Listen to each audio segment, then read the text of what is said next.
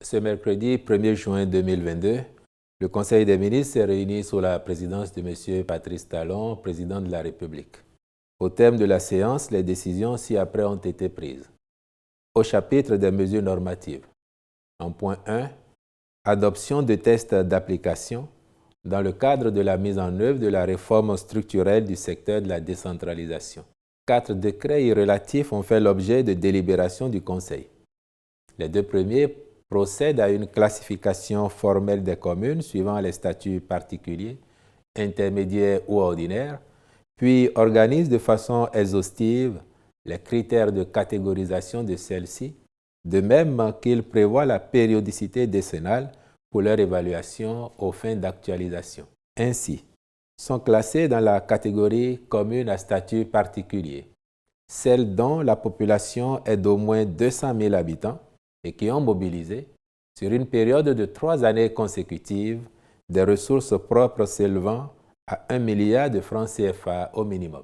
Dans la catégorie des communes à statut intermédiaire, on retrouve celles qui, soit sont chef-lieu de département, soit ont une population d'au moins 100 000 habitants et ont mobilisé de façon consécutive sur les 3 années précédant l'année d'évaluation des ressources propres s'élevant à 500 millions de francs CFA ou ont joué un rôle prépondérant dans l'histoire du Bénin. Quant aux collectivités territoriales ne remplissant pas ces critères, elles sont classées dans la catégorie des communes à statut ordinaire. Par ailleurs, les deux autres décrets fixent respectivement le cadre général des règlements intérieurs des conseils communaux, puis les conditions et modalités de délégation des pouvoirs et de signature du maire au secrétaire exécutif.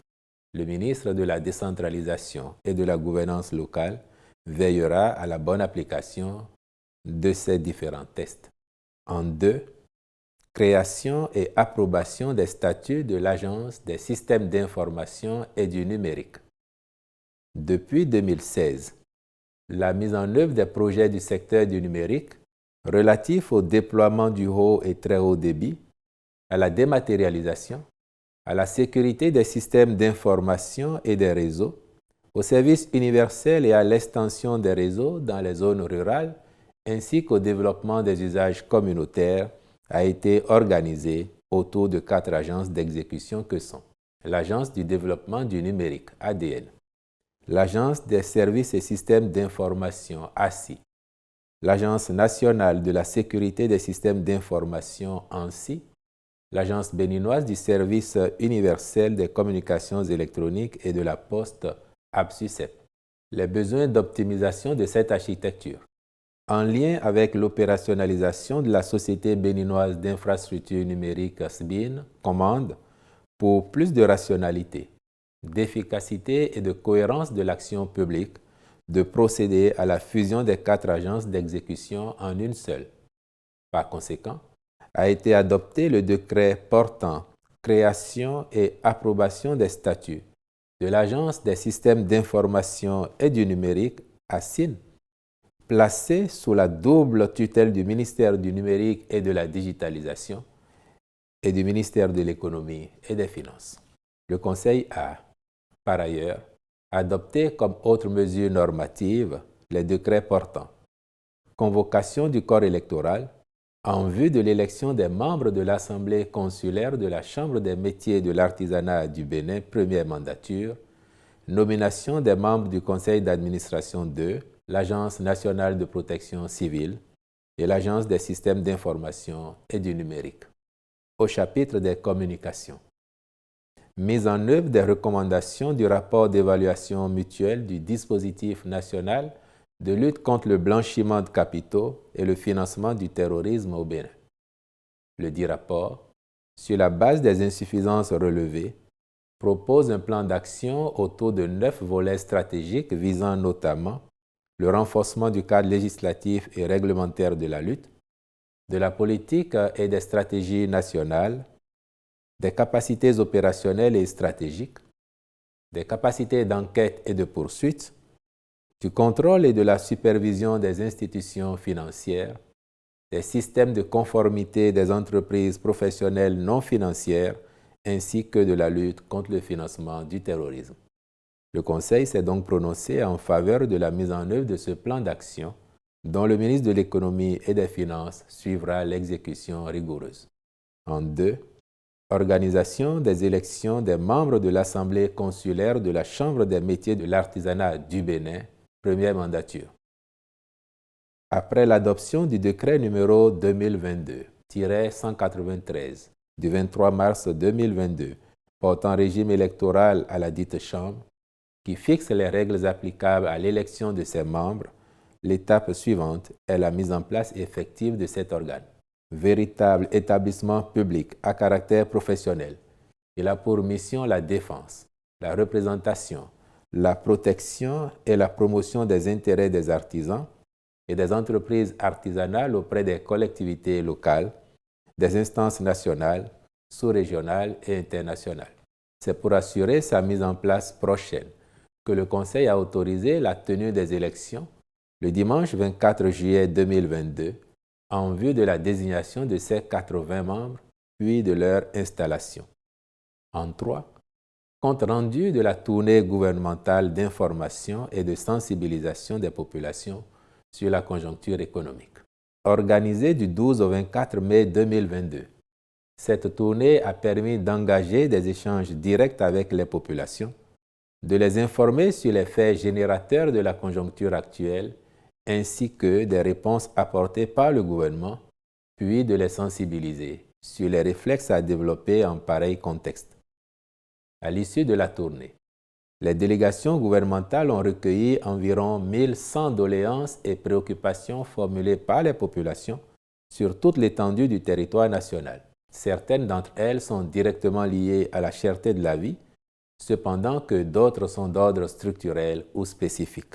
Le Conseil a approuvé ce compte-rendu et, sur la base des suggestions recueillies, instruit les ministres aux fins de prendre diverses mesures.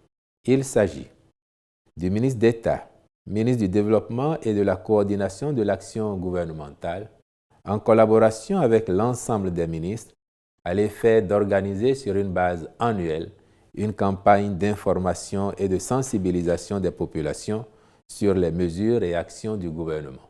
Du même ministre, aux fins de prendre les mesures appropriées, en collaboration avec le ministre de l'Industrie et du Commerce et le ministre chargé de la décentralisation, pour mutualiser les ressources des directions départementales en vue d'une intensification des contrôles de prix et l'application des mesures répressives conformément à la loi.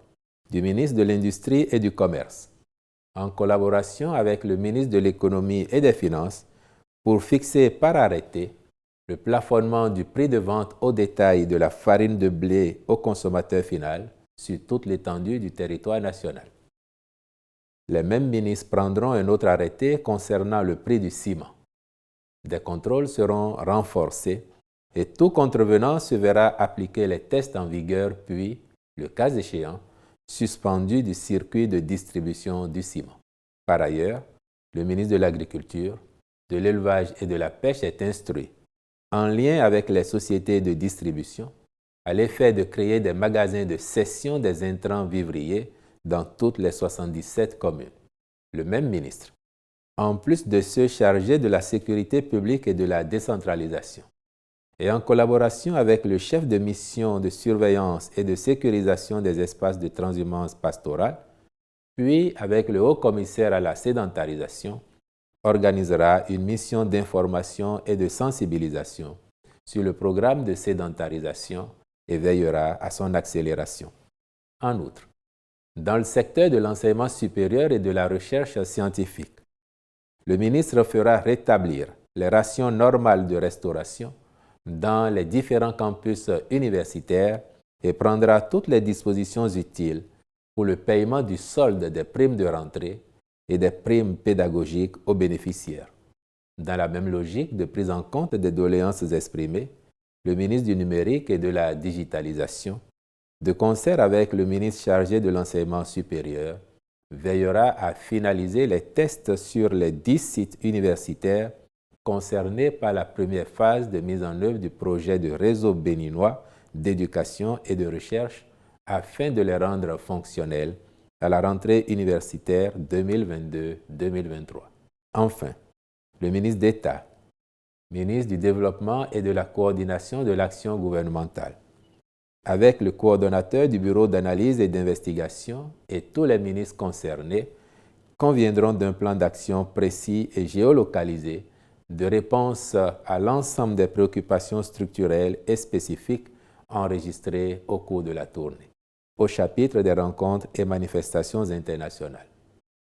Le Conseil a autorisé l'organisation au Bénin, en juin 2022, d'un colloque régional par la Cour constitutionnelle et la CEDEAO sur le thème « Les relations entre les juridictions constitutionnelles et les juridictions communautaires » du 13 au 17 juin 2022 du 7e atelier régional des centres d'excellence d'Afrique pour l'impact sur le développement, du 30 juin au 2 juillet 2022 du 7e congrès statutaire et de l'Assemblée générale de l'Association des hautes juridictions de cassation des pays ayant en partage l'usage du français, ainsi que la participation du ministère de l'Agriculture, de l'Élevage et de la Pêche à ces réunions statutaires et autres rencontres à l'extérieur au titre de l'année 2022.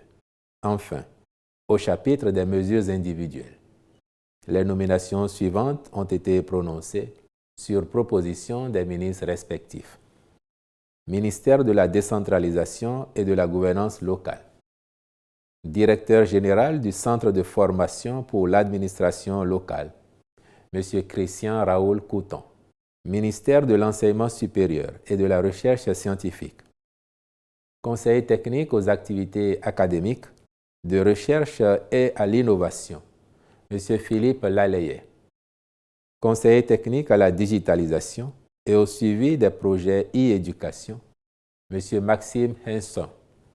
Conseiller technique au suivi des réformes institutionnelles, des infrastructures et équipements universitaires, Madame Armelle Fidèle Gaillet Anéouvi.